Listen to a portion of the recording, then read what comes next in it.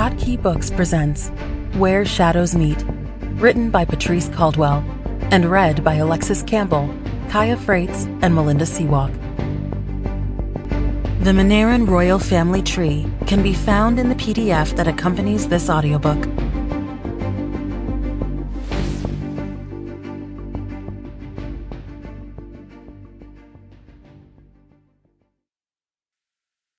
To my younger self, who loved vampires and believed in happily ever afters, but doubted that she was deserving of one, who tried to mold herself into someone everyone would love, everyone but herself. You are enough just as you are. This one's for those like you. And to Sarah, Vicky, and Vanessa, this book wouldn't have become the story I needed it to be without you. Author's Note.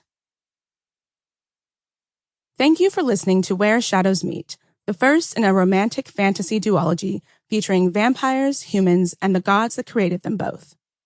Fantasy and romance have, at many times, provided me with a much-needed escape, as well as validation and catharsis.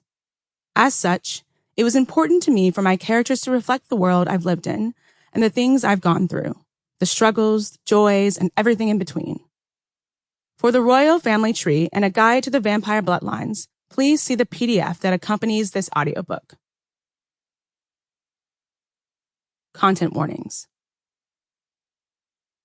Please know that this story contains depictions of blood, including the drinking of blood, death, including that of multiple family members, kidnapping, psychological abuse, murder, systems of oppression, pulling from my family's history in the American South, and the use of enslaved Black people as disposable labor, but of course, unfortunately, relating to the many different people across the world, and violence of all sorts.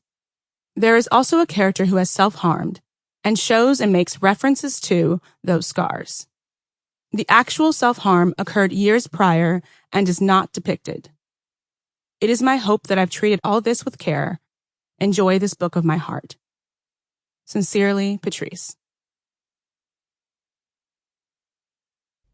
He who eats my flesh and drinks my blood has eternal life. John chapter 6, verse 54. Before, 1,201 years ago, the heavenly realms. Once, long ago in the heavenly realms, a princess in a gown of sunlight made her way through a floating forest.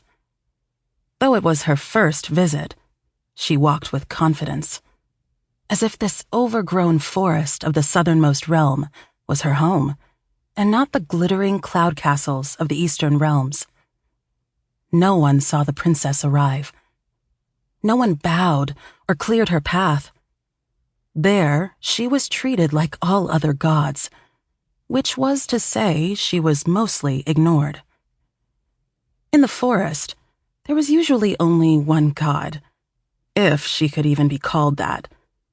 The daughter of a human and a god, she was more outcast than anything else.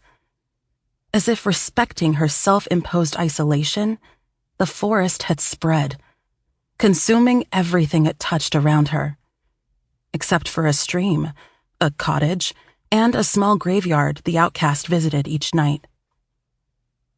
The princess stopped when she happened upon that very same stream.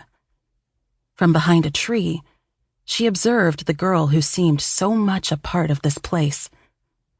The forest's spirit personified, the princess would have thought, if she didn't already know the truth. The sun, beaming high overhead, kissed the outcast's dark brown skin in a warm glow. She stood there naked. Two giant, majestic wings sprang from her back, wider than any the princess had ever seen. Stark white and glimmering, the wings dipped into the waters, shrouding the girl, protecting her, ever ready to whisk her away. Sample complete. Ready to continue?